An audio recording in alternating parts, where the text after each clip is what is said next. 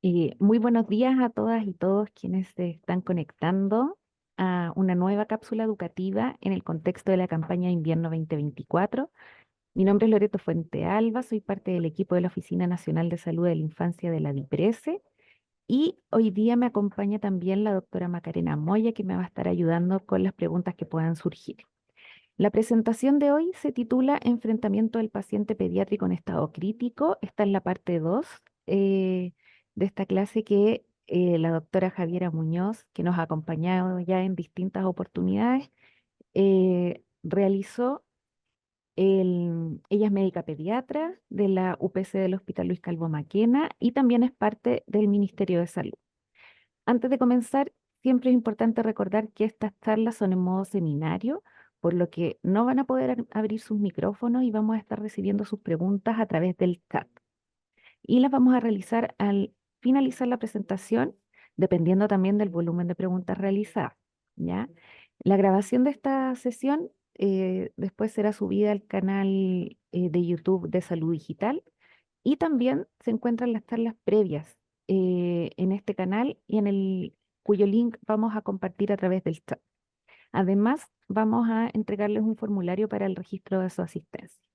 Así que para no quitar más tiempo, dejo con ustedes entonces a la doctora Javiera Muñoz. Muy bienvenida. Gracias, Loreto, por la invitación. Bien, esta es la continuación de la primera parte que se llevó a cabo el 4 de abril, si no me equivoco, en donde pudimos ver efectivamente la primera mitad de este enfrentamiento al paciente crítico, pediátrico, un poco como el seteo mental para poder abordarlo y pensar en qué es lo que el paciente necesita más que qué es lo que el paciente tiene, ¿ya? La verdad que en esa instancia pudimos hablar un poco como, bueno, para recapitular, estuvimos hablando sobre cómo en general el estado crítico puede ser un estado, perfectamente un estado de shock, en donde ocurre un desequilibrio entre lo que es la entrega de oxígeno versus el consumo. Tenemos un desequilibrio de estos dos conceptos, el VO2 representado como el consumo, en donde se eleva tremendamente, y el delivery de oxígeno disminuye. Por lo tanto, el paciente entra en un metabolismo anaeróbico, ¿cierto? La gracia del manejo del shock o el manejo de estos pacientes que están críticos es poder dar vuelta esta balanza y poder aumentar la entrega a como de lugar y disminuir todo lo que produce aumento del consumo, ¿ya? La verdad que lo que vimos en la parte uno fue un poco esto, abordamos lo que es el... Adelante. Abordamos lo que era este desequilibrio. Hablamos principalmente de, bueno, A, B, C.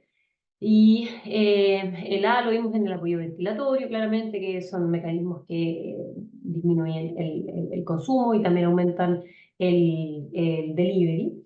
El tema de la fluidoterapia en esta esquina, también aumentando la entrega, lo vimos en la letra C. Lo mismo que el uso de drogas vasoactivas ya cuando el paciente es refractario a volumen, y también en la parte del A y B el tema de la ventilación a presión positiva y la intubación, ¿ya? Las transfusiones la verdad que no lo abordamos, pero también es importante entender de que es una de las maniobras que también aumenta la entrega. Por lo tanto, en la presentación pasada ya vimos A, B, C, ahora vamos a continuar con el D y E y también la preparación para el traslado. Entonces, como les digo, vamos a ver la letra D y E y eso bajo estas mismas, como este mismo sistema, vamos a ver lo que son las maniobras de como analgesia, normotermia, sedación y normoglicemia. Vámonos con la letra D. Hablemos del estado neurológico del paciente, ¿cierto? Y es súper importante ir a hacernos una idea de cómo está neurológicamente el paciente.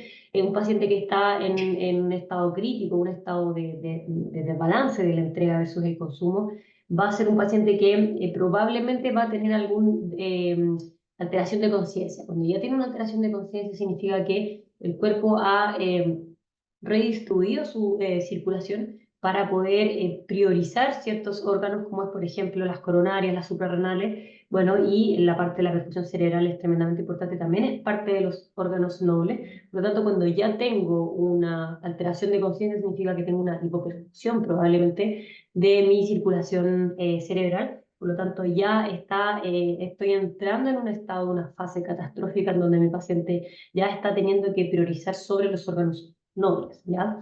Por lo tanto, la evaluación neurológica tiene que ser tremendamente necesaria, y no solamente en esta parte, sino que en el triángulo de evaluación inicial que vimos en la clase pasada, ¿ya?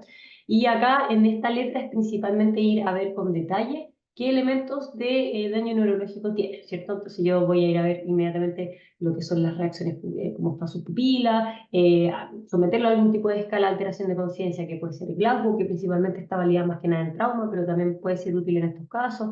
El ADDI también es bastante útil, ¿ya? Eh, bueno, una de las cosas que en esta letra alteran y aumentan el consumo es tener un paciente agitado, irritable, ¿cierto? Que no está acoplado, por ejemplo, si es que yo lo tuve que intubar, lo tuve que conectar a ventilación mecánica invasiva o no invasiva, un paciente que está peleando contra el ventilador. Eso aumenta tremendamente el consumo porque el paciente está taquicárdico, está incómodo, está irritable, por lo tanto probablemente va a estar como aumentando su gasto cardíaco, así que por lo mismo se hace necesario poder bajar, bajar, bajar, y de esa forma entramos en este tema que es la pseudoanalgesia, ¿ya?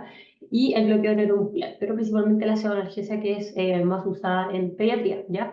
Esto puede ser muy útil porque, como les digo, baja el consumo, entre otras cosas también mejora la acopla a la ventilación, y de esa forma podemos enfriar un poco más a este paciente para que la energía, la poca energía que tiene, se dedique a recuperarse y no a pelear, ¿cierto? Es súper importante también entender los mecanismos de acción como las clasificaciones de los fármacos ya. Hay analgésicos, hay sedantes, hay pseudoanalgésicos también, ¿cierto? Dentro de los analgésicos está el típico el paracetamol, el AINES, los opioides, ¿cierto? Los sedantes están las benzodiazepinas, el hidrato de cloral, el propofol. Y los pseudoanalgésicos también están en los agonistas alfa-adrenérgicos, que es el famoso la dexmedetomidina, que es esta marca Precedex, y los antagonistas de la NMDA, que es la famosa ketamina, ¿ya?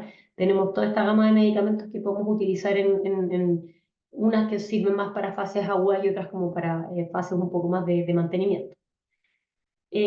También es importante someter a nuestros pacientes a escalas. Ya ahora la mayoría de estas escalas igual están validadas ya en el manejo en la UPC. ¿Ya? Un paciente que ya está intubado, que ya está pasando por una fase de estabilización, yo lo someto a estas escalas para ver si es que es necesario optimizar mi pseudoanalgesia. ¿Ya? De todas maneras, hay que siempre estar buscando en la literatura cuáles son las escalas más adecuadas para el medio en donde estoy, porque es distinto estar en una condición de un traslado versus estar en una sala de urgencia, versus estar en una UTI o en una UCI, ¿ya?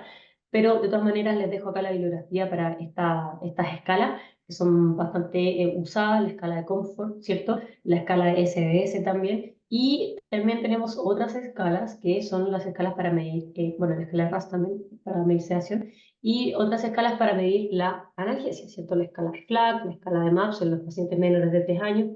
Lo importante es que poder tomar una escala, ocuparla de forma universal para el medio adecuado en donde estoy, ¿ya?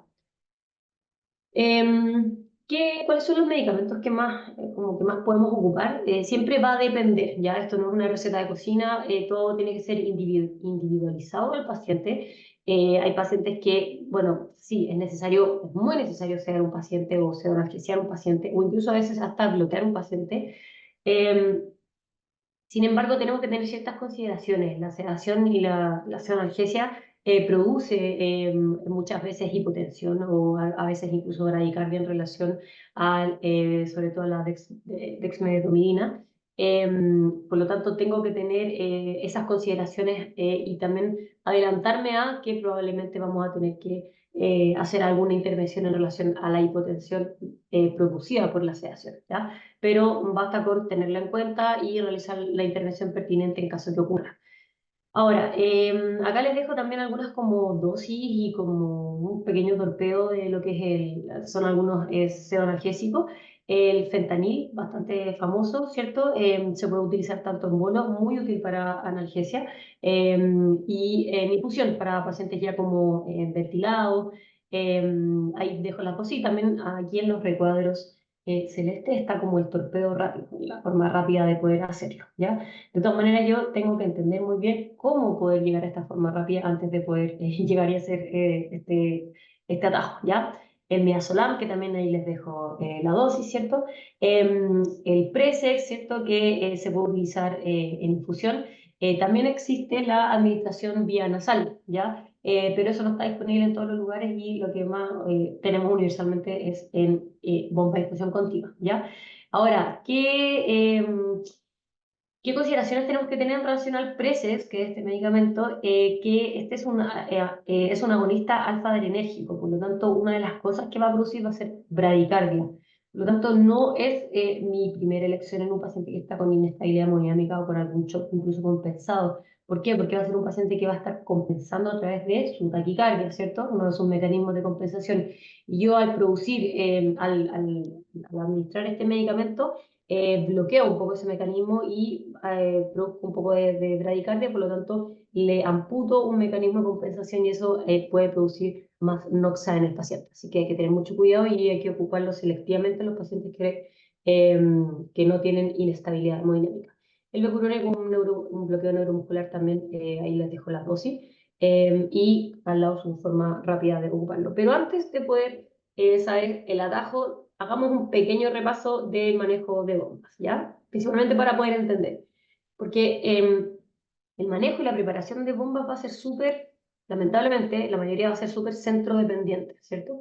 En adultos está mucho más esparcido la forma en que funcionan las bombas en relación a las dosis. Es decir, el equipo de enfermería generalmente prepara una bomba que está preparada de cierta forma en que se ajusta por dosis. Es decir, sale la pantallita, que el paciente está, qué sé yo, con noradrenalina, ¿cierto?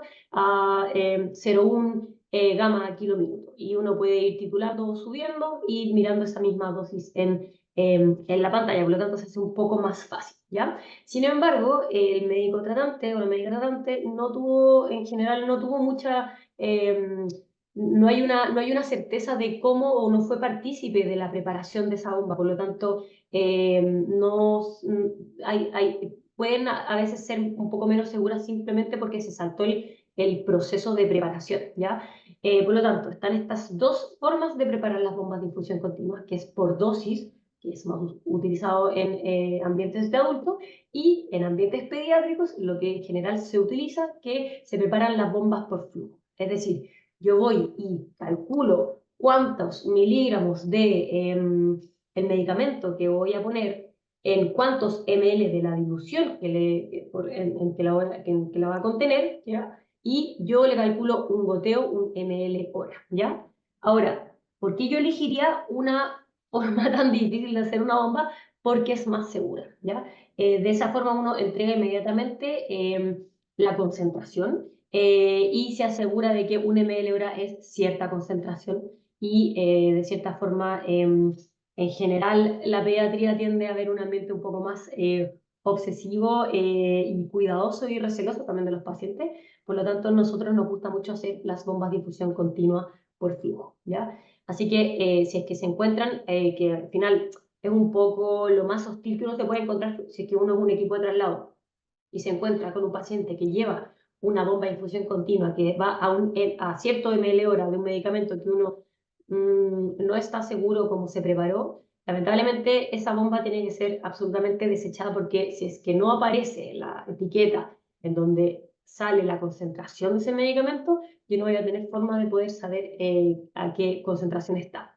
Por lo tanto, es tremendamente importante en esta forma de realizarla como con flujo, anotar la concentración, ¿ya? Así que vamos a hacer algunos ejercicios como para poder entender a cabalidad lo que acabo de explicar, ¿ya? Entonces, por ejemplo, si tengo un paciente de 20 kilos, ¿ya? Y yo quiero hacer una bomba de infusión por flujo, ¿ya? De furosemida, yo sé que la furosemida La dosis es de 0,05 a 0,1 miligramo kilo hora, ¿ya? Por lo tanto, yo voy a preparar mi bomba de infusión continua para que 1 ml sea X miligramo kilo hora, ¿ya? Ese X yo voy a decir qué dosis va a ser, ¿ya? Es decir, puede ser cualquier valor entre el rango de su dosis, es decir, cualquier valor entre 0,05 a 0,1, ¿ya? Podría ser 0,07, puede ser 0,08, 0,09 o 0,01, ¿ya? Ahora, tengo que tener claro que a mayor concentración, es decir, si 1 ml es 0,1, voy a requerir menos volumen para pasar más dosis. Y si es que tengo un paciente que yo requiero una bomba de infusión continua de diuréticos, probablemente va a ser un paciente que voy a necesitar restringir y depletar. Por lo tanto, no me conviene hacerlas muy diluidas. Por lo tanto, lo más probable es que la bomba de furosemida yo voy a tender a hacerla un poco más concentrada, ¿cierto? Es decir, probablemente voy a elegir que 1 ml sea 0,1 miligramo kilo hora, ¿ya? La dilución, es decir, en el matraz en donde yo pongo los miligramos de furosemida, ¿ya? Pueden ser matraces dependiendo del centro. Hay centros que tienen 25 ml, 50 ml, 100 ml, ¿ya? Pero acá les puse una dilución en 25 o 50 ml. Yo voy a elegir que mi dosis sea, que 1 ml sea 0,1 miligramo kilo hora y la voy a diluir en 50 ml de suero fisiológico, ¿ya?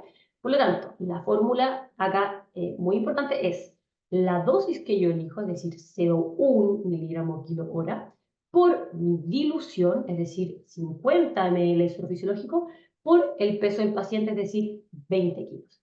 Eso me da un total de 100 miligramos. Por lo tanto, mi bomba va a ser una Vic de furosemida, 100 miligramos en 50 cc de suero fisiológico a 1 ml hora, porque yo voy a decidir partir con la dosis de 0,1 miligramo kilo hora, ¿ya? En donde yo siempre tengo que poner este paréntesis para indicar cuál es la concentración de mi bomba por flujo. Entonces yo tengo que informar que 1 ml hora es 0,1 miligramo kilo hora. Por lo tanto, si es que yo voy, preparo esta bomba, se la pongo al paciente, pasa cierto rato, yo entrego mi turno porque ya me toca ir, y el colega que viene quiere aumentar o disminuir o sea, la dosis de este medicamento porque el paciente, por ejemplo, está requiriendo más diurético, no ha logrado diuresis, por lo tanto, mi colega va a poder ir a la indicación, saber cuál es la concentración de ese medicamento y si es que quiere subir aún más la concentración, va a decir, perfecto, mira, ¿sabes qué? La quiero subir a 0,2 miligramo kilo hora, por lo tanto la va a subir a 2 ml hora, ¿sí? O puedo bajarla si el paciente está bien y la bajo a 0,5 ml hora, por lo tanto significa que le voy a estar dando 0,05 ml kilo hora. Esa es la magia de la preparación de las bombas por flujo, que a veces causa muchísima confusión, ¿ya?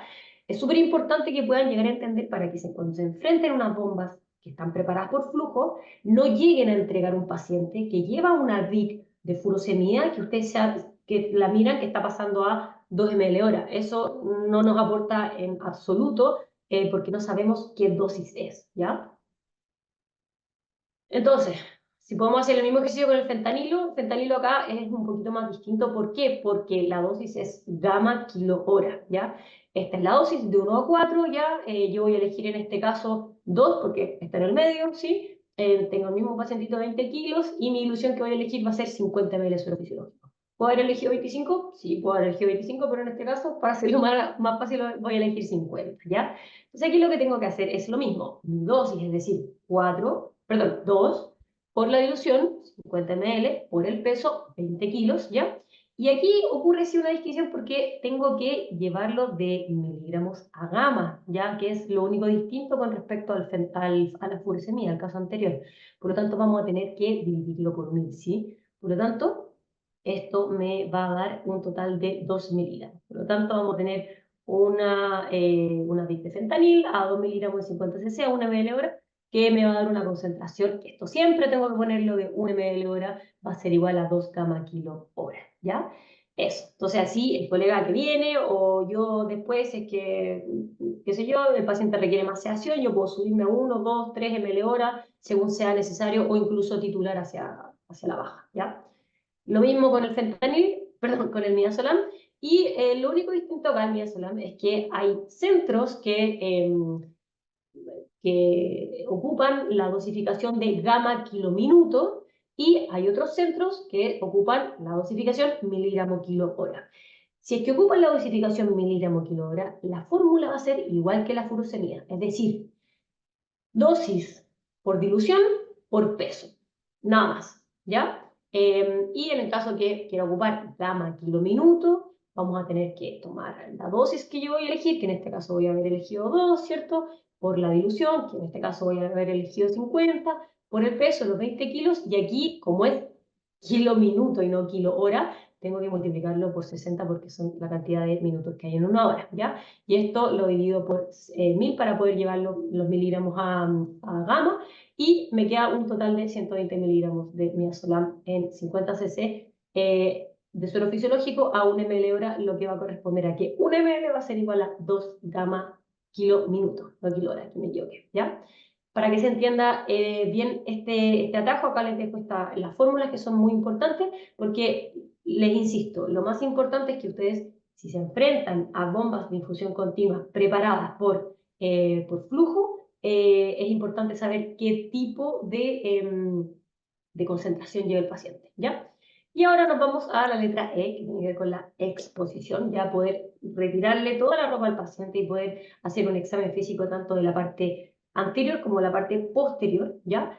Y una vez que yo descarto que haya presencia de lesiones o cualquier otro tipo de signo que me pueda llamar la atención, ¿cierto? Tengo que ir hacia la eutermia. ¿Para qué? Para cuidar el consumo de VO2. Si tengo un paciente con fiebre, obviamente la fiebre produce aumento, o sea, hay un aumento del metabolismo en relación a la fiebre, produce también taquicardia, produce malestar, produce irritabilidad. Por lo tanto, ¿qué pasa con el VO2? El consumo está alto. Por lo tanto, yo tengo que ir a apagarlo. Entonces tengo que ir a manejar la fiebre, y lo mismo ocurre con la hipotermia. Cuando tengo pacientes con hipotermia, más que aumenta el consumo, que sí produce eso, produce un aumento importante de la mortalidad. Recordemos que la hipotermia es parte de la tríada de la muerte, sobre todo en contexto de trauma, ¿ya? Así que es súper importante que mantengamos una normotermia, ¿ya?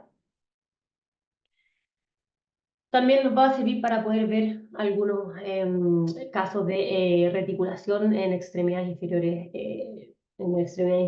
que a veces pueden que estén más reticulados hacia el hemiscuerpo inferior más que en la parte superior, así que es tremendamente importante la exposición de todos los pacientes para poder ir a descartar cualquier tipo de causa intervenible, ¿ya? Bueno, ahora vamos a hablar de la preparación para el traslado, ¿ya? Porque ya logramos hacer nuestra evaluación sistemática, ¿ya? De primero el triángulo de evaluación inicial, luego el A, B, C, D, E, y una vez que yo transito por el A, B, C, D, E, van a haber varias conductas que yo voy a ir haciendo, ¿cierto? Por ejemplo, poner el oxígeno, impartir oxigenoterapia, volumen, quizás transfusiones, no sé, bajar la fiebre. Por lo tanto, cuando yo ya termino la ABCD y luego de todas mis intervenciones, tengo que ir a reevaluar todas las intervenciones que yo hice. Si es que le puse volumen, tengo que sí o sí ir a evaluar signos de sobrecarga, que es, por ejemplo, la hepatomegalia, presencia de edema peripalpebral, edema de extremidades inferiores, presencia de crépitos en las bases pulmonares, ¿cierto? En fin, tengo que ir a reevaluar toda intervención que yo hice para saber si es que el paciente responde o requiere algún otro tipo de intervención. Y una vez que ya entré en ese loop constante que nunca se acaba, ¿ya? Y me doy cuenta que no tengo las capacidades suficientes para poder mantener, o sea, para poder resolver ese paciente, es decir, que ese paciente requiere una cama de mayor complejidad o requiere algún tratamiento que yo no le puedo dar en el centro en donde estoy, tengo que decidir si es que lo traslado o no, es decir, derivar ese paciente. Yo nunca debería derivar a un paciente que está inestable, ¿ya? O sea, lo primero que uno tiene que hacer es la estabilización, luego la estabilización, luego la estabilización de nuevo, y en esa misma estabilización uno va preparándolo para el traslado y haciendo ciertas acciones que vamos a ver a continuación, ¿ya? Entonces, lo que quiero que veamos es que todo esto es un continuo, ¿ok? Entonces, vámonos con la preparación para el traslado. Primero, como les dije, la estabilización del paciente, eso a través del triángulo de evaluación inicial, el ABCD, y luego revolar, revolar, revolar, revolar, volver a la A, volver a la B, volver a la C, volver a la... ¿ya? Y cuando ya tengo el paciente relativamente estable, tengo que empezar a gestionar este tema de la derivación, ¿ya? Ahora, cuando tengo un paciente que estuvo inestable o que todavía estoy estabilizándolo, obviamente me tengo que preguntar como, bueno, viene la pregunta de rigor como, ¿qué tipo de móvil necesita o qué tipo de recursos necesita, ¿ya? Lo más probable es que si es que fue un paciente inestable, que cursó con un shock y ahora ya está un poco saliendo del shock, o sigue cursando con un shock compensado, lo más probable es que va a requerir criterios para un móvil avanzado, ¿ya? Sobre todo en general pacientes pediátricos que se hace bien necesario poder entender de que ya el paciente pediátrico en sí es un paciente que es distinto al paciente adulto y que va a requerir un cuidado mucho más especializado que el paciente adulto, ¿ya? Por lo tanto, la probabilidad de que que requiera un traslado avanzado es mucho mayor que la de un adulto. Sin embargo, igual hay ciertos criterios, sobre todo para Sao Metropolitano, eh, criterios para requerir un móvil avanzado. Y son los siguientes: necesidad de monitorización continua, que hace muchísimo sentido, ¿cierto? Presencias de bomba de infusión continua, lo que ya mencionamos anteriormente. El paciente obviamente con ventilación mecánica invasiva, con ventilación mecánica no invasiva, con oxigenoterapia de alto flujo, patologías tiempo dependiente, que ocurre en un escenario bastante peculiar porque podemos tener un paciente que está estable, pero que tiene una patología tiempo dependiente. Por ejemplo, en los pacientes adultos, una presencia de un síndrome coronario agudo, un paciente con CLIP 1, CLIP 0, ¿cierto? Es un paciente que está estable, pero que tiene una patología a tiempo dependiente, por lo tanto tenemos que trasladarlo rápidamente, ¿ya? Patología de tiempo dependiente y patologías agudas que amenazan el área, como es un shock, ¿sí? Bien, entonces sí que tengo todos estos criterios, tengo el requerimiento de un móvil avanzado, ¿cierto? Tengo que realizar el resumen de traslado y esto lo hago hincapié principalmente porque es algo que es bastante perogrullo, pero se tiende a olvidar. Muchas veces se trasladan pacientes sin resúmenes y eso es tremendamente delicado para la continuidad asistencial de ese paciente porque en el centro receptor a donde va a llegar ese paciente ocurre como un vacío de la información y eso se vuelve bastante peligroso, ¿ya? Por lo tanto, a pesar de que es bastante obvio, siempre tenemos que dejar ahí a alguien de punto fijo haciendo el resumen de traslado para poder enviar, ¿ya? Eso se envía a gestión cama y por toda su vía como de protocolo interno se consigue el cupo, ¿cierto? Y ese es el momento para solicitar el traslado, si es que yo voy a decir, bueno, voy a llamar vía SAMU o comprar servicio, lo que sea, ya con el cupo seguro se hace la solicitud de traslado, ¿ya? Una vez que ya, esto, la verdad que estoy ya pidiendo la cama, ¿cierto? Lo ideal y lo que hace bastante hincapié, sobre todo Sao Metropolitano, es que la solicitud sea realizada por médico o médica tratante en caso que tenga. Si es que no hay no hay un médico a cargo y el dispositivo asistencial en donde se encuentran no cuenta con médico, tiene que ser el profesional sanitario que está a cargo del paciente. No se puede derivar o delegar esta función a alguien que no entiende la información que tiene que entregar. ¿Ya? Eso es súper importante, ¿ya? Tiene que ver con eso. Y en general esta fase tiende a ser a veces un poco caótica porque no se sabe qué información es importante para el centro regulador de cualquier tipo, ya sea de SAMU o de alguna empresa privada, pero es súper importante saber qué tengo que decir para hacer ese momento como de contacto, esa fase de contacto, para que sea mucho más óptima, ¿ya? Entonces, primero, obviamente, me tengo que presentar. Aquí les puse como una ficha de solicitud tras la secundaria, ¿cierto? Primero me tengo que presentar, decir en qué unidad estoy, ¿cierto? Luego tengo que decir qué médico recibe, en qué centro. Luego tengo que ir a identificar al paciente, ¿cierto? Con su nombre, su edad, su RUT si es que es necesario. Y luego voy a abordar el diagnóstico. Este paciente se traslada con un diagnóstico de un shock compensado, séptico, etcétera, ¿ya? Hago un cuadro clínico, pero breve, o sea, aquí en esta parte es más que nada lo que el paciente tiene y necesita, no los antecedentes remotos, a no ser que no sean muy importantes, ¿ya? Luego digo como los requerimientos que necesita el paciente y también esto justifica la necesidad del traslado avanzado, porque recordemos que por lo menos vía SAMU entendemos de que no existen traslados secundarios, que es decir, son de un centro hospitalario o un dispositivo asistencial de salud a otro, ¿cierto? Esos son los traslados secundarios. No existen estos básicos, solamente existen avanzados, ¿ya? Y por último, entregar una actualización de los signos vitales del paciente, ¿ya? Eso es toda la información que yo tengo que dar y esto la verdad que debería ser bastante expedito. Sin embargo, muchas veces no lo es porque no sabemos qué decir, ¿ya?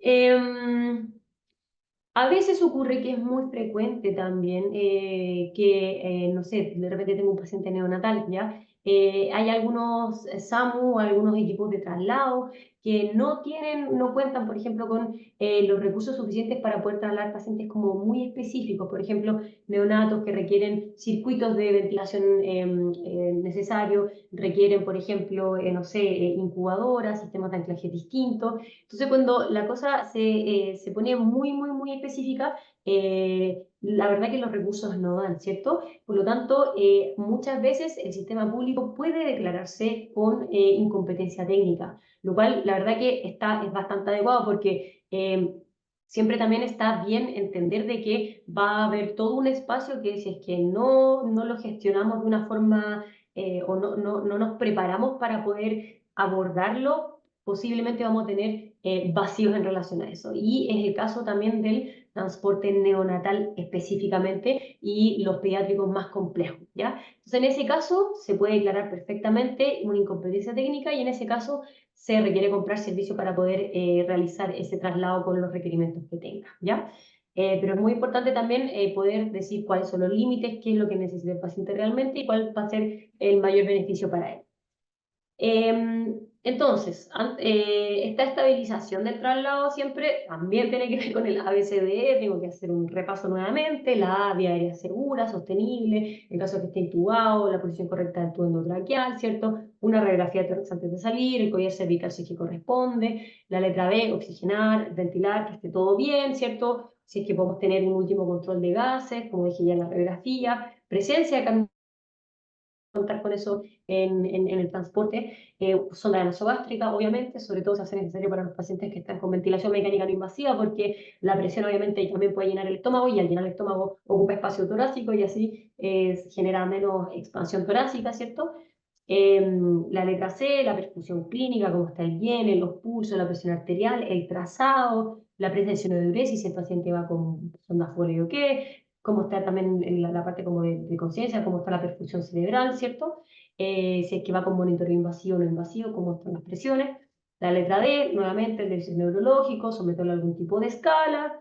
Glasgow, ver las pupilas, si es que está bien anestesiado o también bloqueado. Y si es que se requiere, a veces también se pueden pasar bolos extras. Por ejemplo, en el acto del transfer de una camilla a otra, si tengo un paciente politraumatizado, lo más probable es que ese movimiento le duela, ¿ya? Por lo tanto, si es que es necesario a veces poner bolos, también está muy respaldado.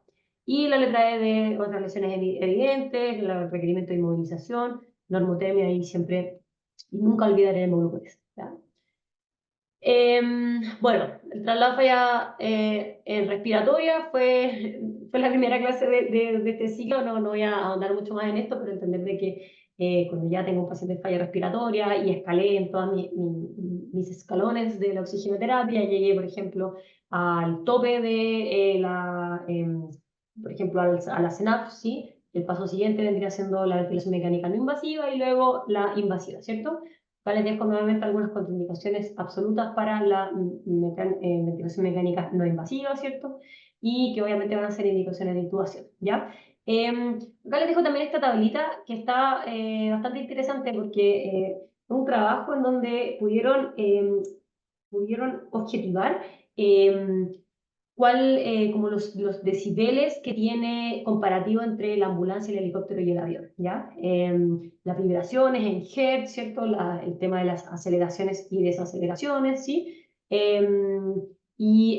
Con eso se saca como una conclusión en relación a esta pregunta, como cuál es el transporte más idóneo y menos nocivo para el paciente, ¿cierto? Porque muchas veces el transporte heliportado, es decir, en ala rotatoria, es mucho más rápido, sin embargo requiere más transfer de camilla, por lo tanto también representa un riesgo. Por otro lado, el traslado en ambulancia es un poco más sencillo en temas de logística, sin embargo tiene muchas aceleraciones y desaceleraciones, que también puede ser nocivo para el paciente. Entonces al final siempre tiene que ser súper individualizado y también muy conversado para poder elegir cuál es el recurso necesario para el paciente, ¿ya? Dentro también que quiero parar un poco como en la letra C durante el transporte, porque muchas veces se olvida esto, ¿ya? Y recibimos pacientes que salieron de un centro emisor normoglicémico, relativamente hidratado, y se mandan un transporte, un traslado, qué sé yo, de horas, en donde si es una guagua menos de 3 meses, tiene una reserva metabólica muy pequeña, es decir, esa guagua no tolera mucho el ayuno, ¿cierto? Y llega a un centro receptor seca, con hipoglicemia, porque no se aseguró una fleboclisis de mantención, ¿ya? Es súper importante entender de que el paciente pediátrico cuando se enferma no solo tiene que mejorarse, sino que también tiene que seguir creciendo, ¿ya? Por lo tanto, tiene un metabolismo mucho más catabólico que el adulto. Por lo tanto, tiene reservas metabólicas menores, ¿cierto? Y menor tolerancia al ayuno, sobre todo en los pacientes lactantes, ¿ya? Entonces, nunca olvidarse que el paciente sí tiene que estar recibiendo constantemente como mantención, si es que yo lo tengo en régimen cero, una fleboclisis que se tiene que calcular según SCOE, que son los requerimientos basales del paciente, que se transforman el requerimiento calórico en ml día, es decir, cuánto volumen requiere este paciente para poder echar a andar su organismo, ¿cierto? Y eso yo lo calculo a través de las fórmulas de Holiday, ¿sí? Y si es que ya tengo un paciente en contexto hospitalizado, también puedo ir guiándome con los balances hídricos, ¿ya? Acá les dejo también como un pequeño torpedito, que siempre tiene que ser obviamente individualizado, que es súper importante que los pacientes más pequeños hay que utilizar para suelos de mantención glucosado al 5% porque, como les dije, son pacientes que tienen una reserva metabólica menor, por lo tanto van a necesitar más una carga de glucosa mayor que un paciente más grande, ¿cierto? Y en los pacientes un poco más grandes se puede ocupar perfectamente el glucosalino y con eso va a poder cubrir su metabolismo, ¿ya? En cuanto a los accesos vasculares, también es súper importante asegurarlos, ya si es que tengo accesos centrales, ojalá tener una imagen, estar segura de que ese acceso está usable, ¿cierto? Y está seguro, porque obviamente si es que tengo una vía venosa periférica y el paciente yo requiero un traslado y más encima estamos pasando, qué sé yo, gluconato calcio, drogas vasoactivas que son medicamentos que si es que se extravasan puede producir necrosis tisular, lo cual es tremendamente grave ya. Yo tengo que asegurarme que esos accesos centrales estén bien seguros y fijados y usables, ¿ya? Por lo tanto, no tengo que dejar de pedir alguna imagen de control para poder asegurarme de usar ese acceso durante mi transporte, ¿ya?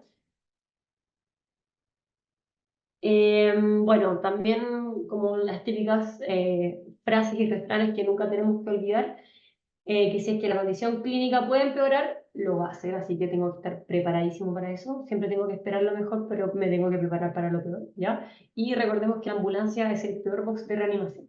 Ahora, ¿por qué este último es tan importante? Porque tenemos que entender de que yo hoy día tengo que tomarme el tiempo que sea necesario para estabilizar ese paciente antes de trasladarlo, ¿ya?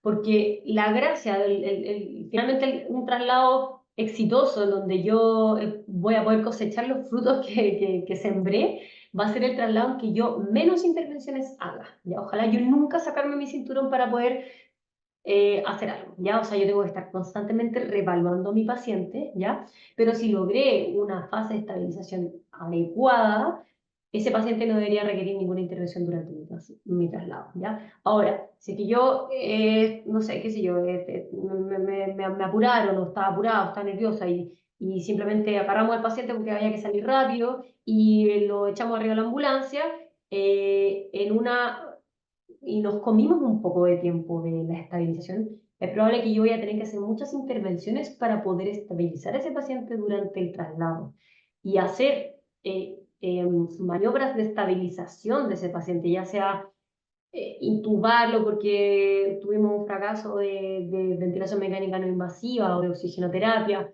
ya sea pasarle volumen, o en el peor de los casos un paro cardiorrespiratorio, o no sé, un neumotórax y drenaje.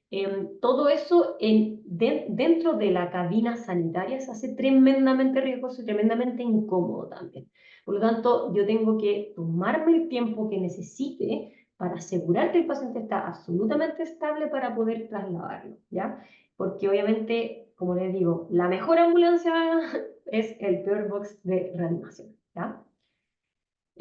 Pretraslado, esto es en el centro emisor. Yo cuando voy a estabilizar a mi paciente, un paciente que, por ejemplo, me llega desde su casa a mi urgencia, ¿ya? Yo soy residente de mi urgencia infantil, ¿cierto? Voy a manejar ese paciente, quizás voy a estar hablando también con el residente de pediatría si es que necesito ayuda, incluso con el residente de la UPC si es que necesito más ayuda todavía, ¿cierto? Cuando ya el paciente cumple con criterios de derivación, hablar con gestión cama. Entonces, ocurre aquí, lo que tiene que ocurrir acá es un flujo bidireccional de colaboración absoluta en pro del paciente, ¿ya? Porque todos somos un centro emisor, ¿ya? Es súper importante que entendamos también que somos finalmente un sistema que tiene que ir en pro del paciente, sobre todo si es que mi colega en la unidad en donde está ya se siente absolutamente sobrepasado y está pidiendo ayuda, es importante que yo acuda a ello, ¿ya? Y en el traslado también entender de que hay varios agentes implicados, que está el centro emisor, que son los agentes que ya acabo de mencionar, ¿cierto? Está mi equipo interventor, que es el equipo de traslado, que va a ir a buscar ese paciente. Está el regulador o la reguladora, que finalmente es un centro coordinador que va a gestionar qué móvil va a llevar, va a ir, qué tipo de móvil va a ir, si es que es avanzado básico, si es que va a ser un traslado terrestre o aéreo o importado, ¿cierto? También el centro receptor es súper importante porque muchas veces el centro receptor también puede entregar orientaciones técnicas al centro emisor, ¿ya? Y también es súper importante, tanto para el centro emisor, comunicarse con el centro receptor y al equipo de traslado también comunicarse con el centro receptor, sobre todo cuando se necesitan itinerarios de viaje para que el centro receptor no se encuentre con el paciente en la puerta de su unidad sin que nadie le haya avisado antes y también le permita prepararse para eso, ¿ya? Entonces, como conclusiones de estas dos clases, estas últimas dos clases, súper importante el reconocimiento precoz. El reconocimiento precoz sirve mucho las escalas de alerta precoz, ¿ya? Recordar que los niños, los pacientes pediátricos y neonatales tienen una fase de lucha que puede ser bastante amplia, porque tienen mecanismos de compensación que son bastante poderosos, ¿ya? Ahora, esa fase de lucha y estos mecanismos de compensación aguantan hasta que dejan de aguantar y esa caída y esa transición hacia una fase catastrófica en donde ya empieza a comprometerse conciencia, a hipotensarse, eso es muy agudo, eso puede ocurrir dentro de una hora o pocas horas o incluso minutos, ¿ya? Por lo tanto, cuando ya estoy evidenciando señales en donde mi paciente está o comprometido de conciencia o con señales de que ya está hipotenso, por ejemplo, entender de que ya estoy tarde. Por lo tanto, es súper importante el reconocimiento precoz de los pacientitos pediátricos y neonatales, ¿ya? Una vez que me enfrento a un paciente que tiene algún tipo de alteración de su triángulo de evaluación inicial, tengo que hacer un manejo ordenado y protocolizado. Por ejemplo, el protocolo PALS es tremendamente útil, disminuye mortalidad hora a hora, así que es muy importante poder aplicarlo, el A, B, C, D, E y la reevaluación, ¿ya? También tengo que reconocer la fisiopatología de lo que tiene el paciente, ¿cierto? Es súper importante porque muchas veces me voy a enfrentar a individuos con patologías diferentes. Por ejemplo, es distinto enfrentarse a un paciente que tiene una insuficiencia respiratoria por una causa obstructiva alta que una causa obstructiva baja. El tratamiento es distinto, ¿cierto? O así, por ejemplo, con los distintos tipos de shock. Entonces, yo tengo que ir a reconocer también la fisiopatología de mi paciente.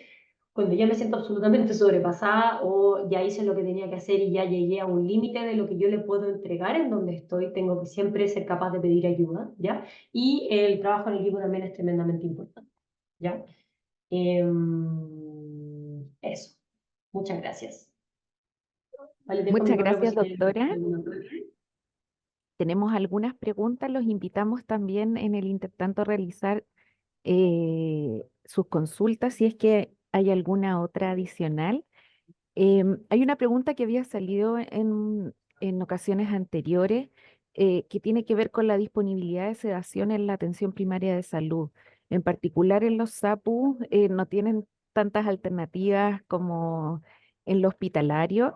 En particular tienen midazolam y diazepam, por ejemplo, y ahí también nos habían preguntado antes, pero creo que es bueno reforzar cuál sería la recomendación si solamente tengo disponibles esos fármacos. Bueno, claro, todo esto tenemos que adecuarlo donde estamos, ¿ya? En el caso que tenga solamente disponible midazolam o alguna benzodiazepina similar, em, tengo que entender cuáles son los riesgos de... O sea, primero como que el ejercicio que uno debería hacer es, primero, preguntar qué tengo disponible y averiguar cuáles son los pros y los contras de ese medicamento. Por ejemplo, el midazolam es realmente útil para la sedación. Nosotros sedamos muchísimo con midazolam y logra muchos objetivos, ¿ya? Ahora, el tema es que es un medicamento que tiene una variabilidad importante. Hay pacientes que se sedan muy bien y hay pacientes que ocurre todo lo contrario, que se excitan mucho, ¿ya?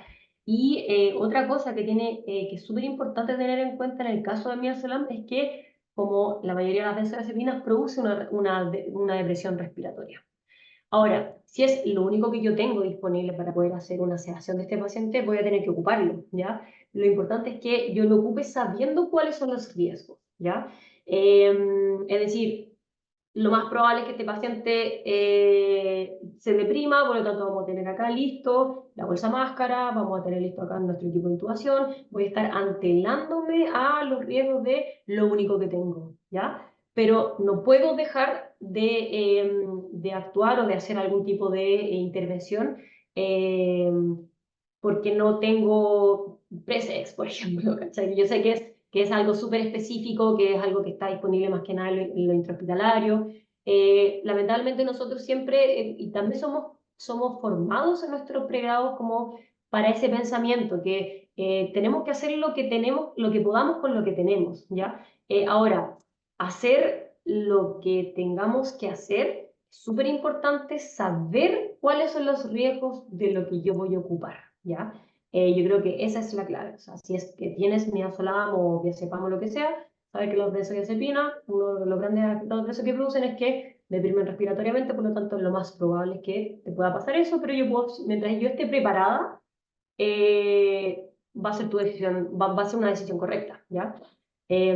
Así que eso. Muchas gracias. Hay otra pregunta en relación a qué pasa, por ejemplo, si no están los tubos pediátricos disponibles o si el equipo no maneja bien la intubación pediátrica, pero tienen máscara laringe. ¿Es una opción? Mira, también hay otra frase que a mí me gusta ocupar harto, que es como uno debería hacer lo que mejor sabe hacer. Ya, por ejemplo, te invento, si yo tengo disponible nebulización de salbutamol y inhalación por salbutamol, ¿ya? Y tengo un paciente con una insuficiencia respiratoria por una causa obstructiva baja. Y, por ejemplo, yo no sé preparar ni la dosis ni nada de la nebulización por salbutamol. Lo más probable es que yo voy a tender a ocupar la inhalación por salbutamol, que es algo conocido, que sabemos que tiene incluso a veces mejores outcomes según el espacio en donde esté. Por lo tanto, yo tengo que hacer lo que sé hacer. Si yo me meto a hacer cosas que no sé, es igual de peligroso que no hacerlas. De hecho, incluso es más peligroso, ¿ya?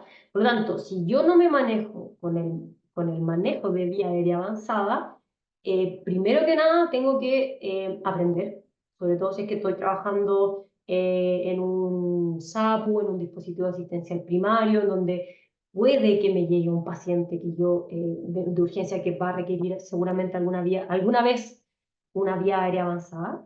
Y si es que no sé, también lo mismo, tengo que hacer lo que sé. Y el tema con las mascarillas laringeas, que es algo que es tremendamente útil, si que tengo disposición de mascarilla laringea y no sé intubar, no hay ningún problema con poner una mascarilla laringea mientras el paciente, mientras sepa ponerlas y el paciente responda bien a ellas, ¿ya? De hecho, muchas veces ocurre, por ejemplo, cuando tengo un paciente con una insuficiencia respiratoria, en donde yo ya sé que tiene indicación, por ejemplo, de intubación y estoy ventilando a mi paciente y lo ventilo con bolsa máscara, con la mascarilla facial, el paciente está logrando una buena ventilación, el tórax se expande, tengo buenos signos vitales, ¿cierto? Eso significa que mi técnica está correcta.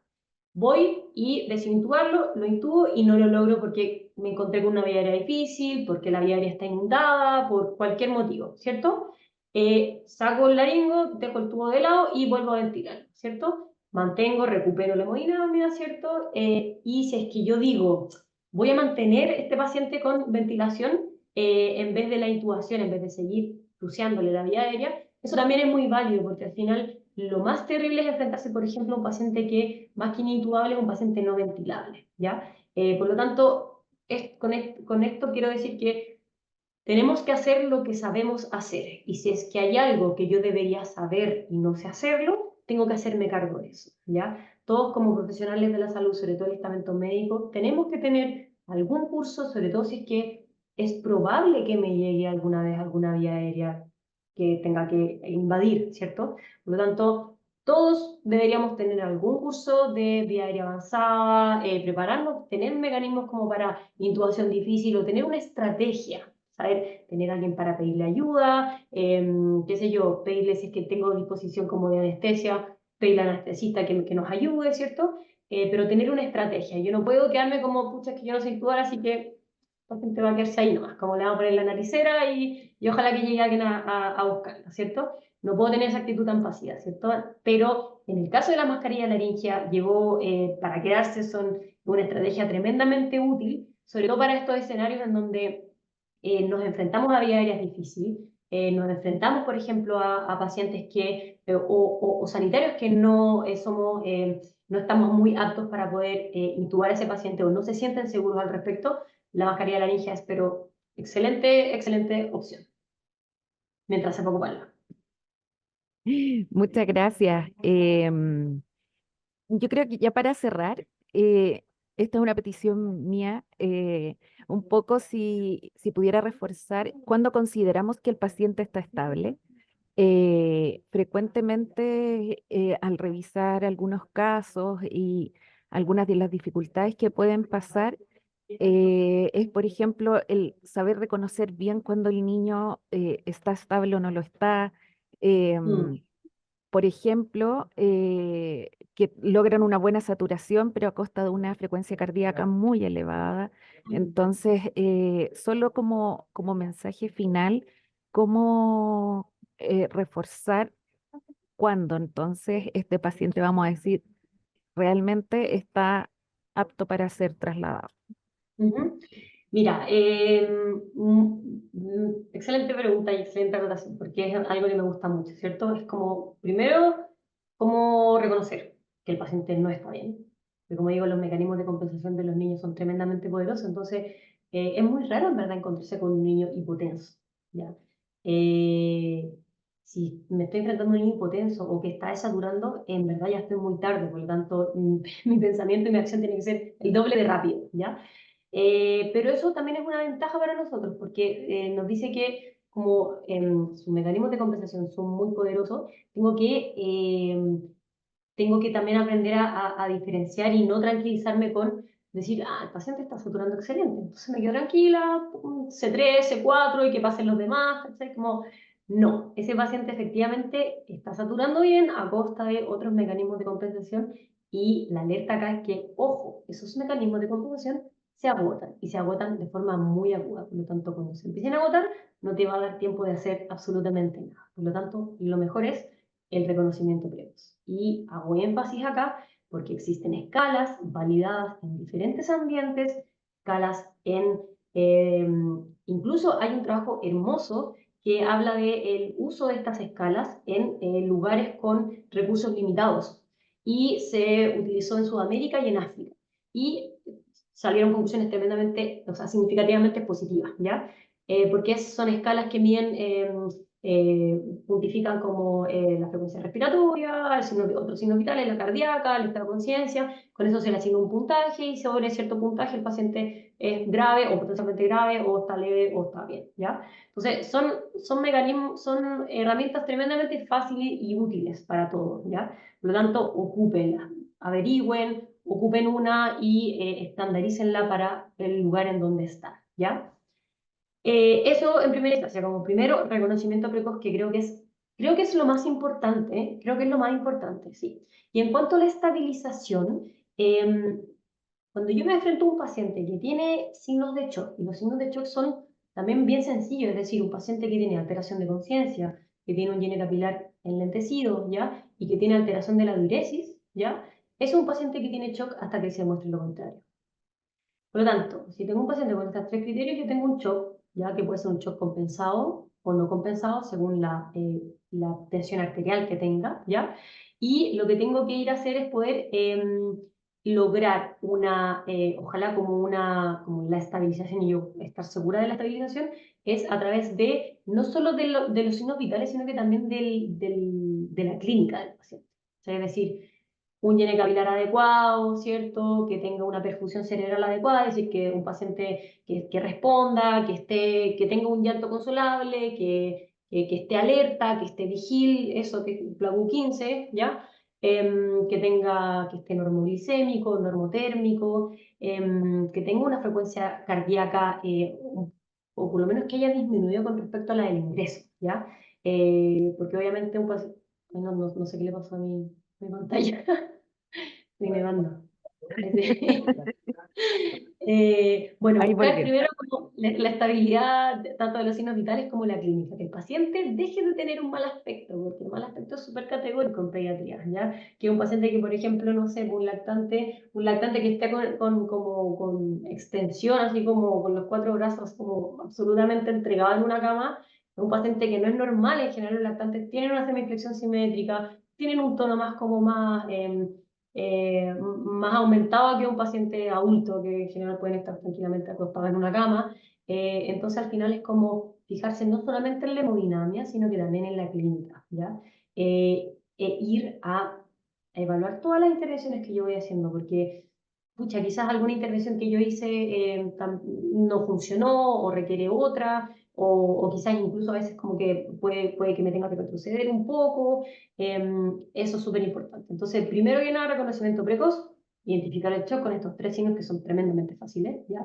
Y lo tercero es categorizar la estabilidad hemodinámica a través de los signos vitales y a través de la clínica del paciente, que el paciente deje de tener un mal aspecto o deje de tener una alteración de mi triángulo de evaluación pediátrica que mide tanto la apariencia, la respiración y el color. Muchísimas gracias. Vamos a ir cerrando esta sesión. Muchas gracias, doctora, por toda su participación en este ciclo de cápsulas educativas.